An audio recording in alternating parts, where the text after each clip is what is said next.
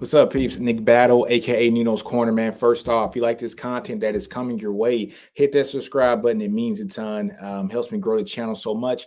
Go hit that bell, folks. Get all my notifications here for all my videos. And also, folks, if you're listening to this on the streaming podcast platform, Spotify, Google Podcast, Stitcher, Breaker, like, comment, subscribe, share, 5-star reviews. Helps the channel grow a lot. But today, folks, we're going to talk about the Big 12 schedules have been released today. Texas has, I think, a pretty favorable schedule. So we'll talk about that and also the other teams in the Big 12 and what their schedules are looking like. But folks, let's get into our sponsors, folks.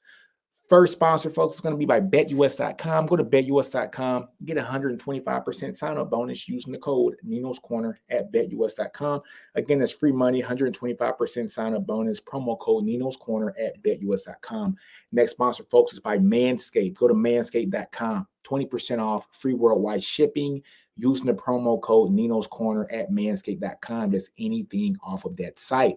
But folks, let's get back into the topic at hand here. The 2023 Big 12 schedules have been released. I think Texas has a favorable schedule here, and I like our chances here in the schedule. But without me talking about the schedules, let's just go ahead and take a look at the schedules and see exactly what we have here for this team. Let's see. Schedules here, folks. Let's take a look at the schedules. Texas, first game is against Rice. So we have Rice at DKR. Texas should win that game. Texas versus Alabama. It's going to be a coin flip game there, I think. Another good game. Nick Saban always has a ton of talent. He loses Bryce Young. He loses, Will Anderson and a bunch of other players. But guess what? He has other 5 stars right behind them. It's going to be a coin flip of a game, and it's going to be at Alabama. Then we come back home, folks.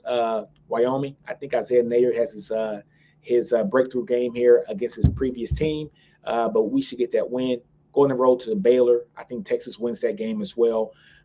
Back home to Kansas. I think we beat Kansas. I think our offensive line is going to overpower Kansas like they did last year. I think we're going to do great things. The addition of having Christian Jones back on this team is going to pay dividends here for this team. So I'm excited about that.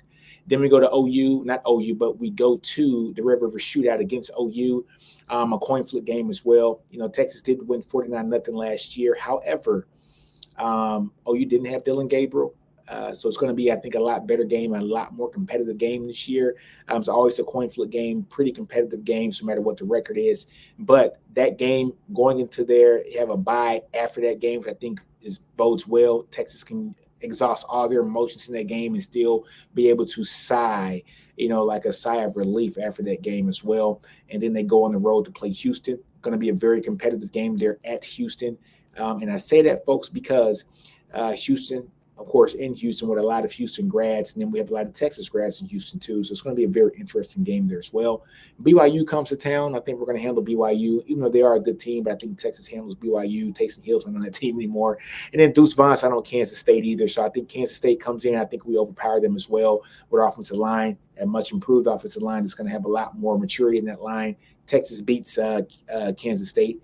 TCU, we go on the road. I think Texas beats TCU as well. I do. Losing Duggan, losing Quentin Johnston, the starting running back, some defensive players as well. I think Texas beats TCU this year. Iowa State on the road at Iowa State. Those are going to be 2 tough games on the road. Iowa State's always a tough team to play.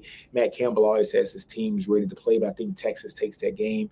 Iowa State's losing Will Hutchinson as well. He's going to the draft this year, so it's going to be interesting to see.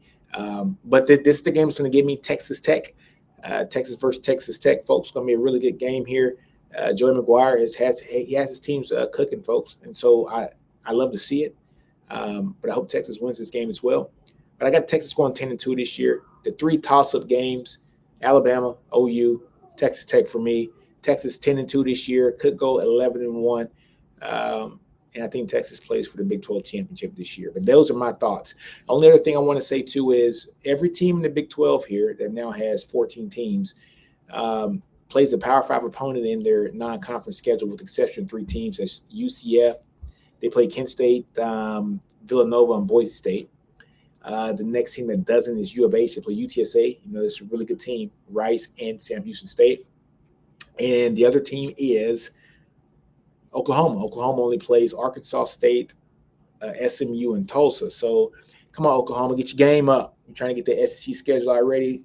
Schedule them non-power five, non-power five, non-conference opponents. But anyways, folks, on that note, man, tell me what you think about the schedule. Drop a line what you think the Texas record is going to be for 2023. I got them 10-2 with the possibility of going at 11-1, playing for the Big 12 championship. But on that note, folks, man, Nino's Corner, I'm out. Do you. Don't be afraid to fail. Outgrow your environment. Understand your brilliance. Horns always up.